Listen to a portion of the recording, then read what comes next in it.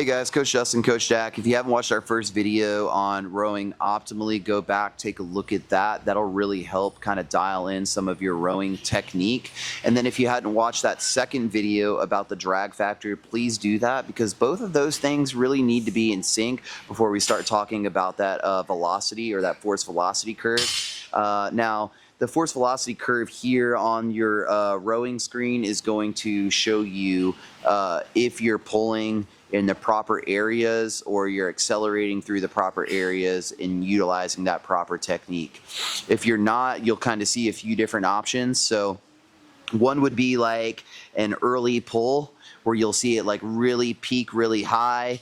Another would be like an improper leg drive into an improper pull where it looks like a mountain peak, like going up and down like that. Ideally, what we want for our force velocity curve is a nice mountain and for it to kind of rainbow up and then go down like that. And that's where we would know our athletes are rowing with the proper technique. Sometimes in my classes, I like to put this up as a setting for our athletes and to have them focus on that and not necessarily focusing on like a longer distance. Like if we were doing like a 2,000 meter row for time or something like that, I might have them focus on their velocity curve instead of focusing on their time. And as a byproduct, they actually end up rowing more efficiently and they get a better time on their 2K. So these are things that you can kind of focus on when you're going into those longer interval-based workouts or maybe those longer distance rows.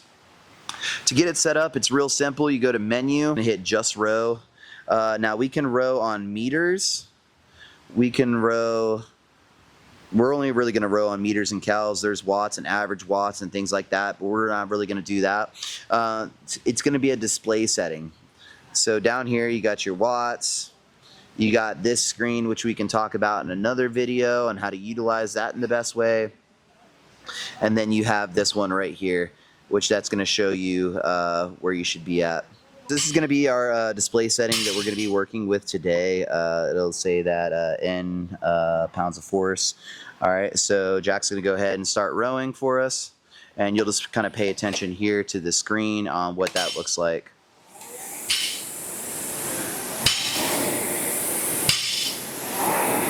Cool. And that's a really nice mountaintop. Show us a early arm bend. So kind of really pull right off the rip with the arms. Yeah, so you can see it's kind of like stuttering there a little bit. Now show us a short leg drive. So on this one right here, this you'll see the athlete's probably not extending through the legs all the way. Ready and go.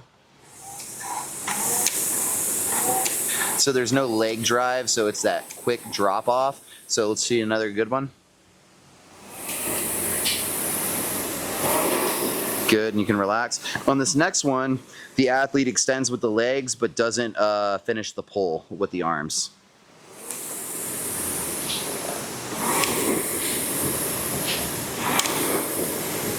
Cool. And you can see there's that quick spike, but then it doesn't curve over, it just drops off really flat. On this one right here, the mountain's kind of flat because the athlete's not really accelerating through the pull. They're extending through the legs, but they're not accelerating through the pull, and it's getting kind of choppy there. He's not applying that even pressure. So go ahead and show us another couple good reps.